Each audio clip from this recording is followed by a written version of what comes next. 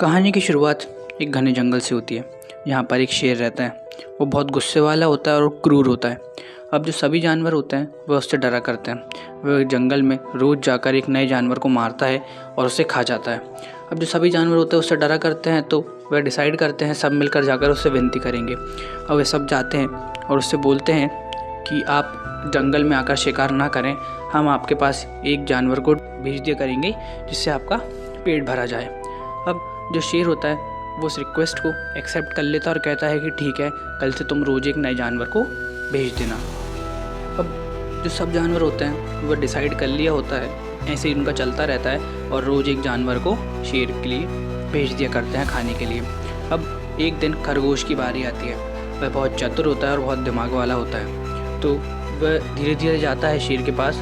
बहुत धीरे धीरे से बहुत लेट पहुँचता है। अब जो शेर होता है वो बहुत गुस्से में होता है और उससे कहता है कि तुम इतनी लेट क्यों आए। तो जो खरगोश होता है वह बहुत चतुर होता है, तो शेर से कहता है कि मुझे एक रास्ते में एक शेर मिल गया था। उसने बोला कि मैं तुम्हें खाऊंगा, लेकिन मैंने आपका नाम लेकर कहा कि मैं उनके पास जा रहा हूँ। अब जो शेर होता है वह भी गुस्से में जाता है और कहता है कि कौन है जो मेरा मुकाबला करने के लिए इस जंगल में आ गया है। अब जो शेर को खरगोश एक कुएँ के पास ले जाता है और उस कुएँ में बोलता है कि इसमें रहता है वो।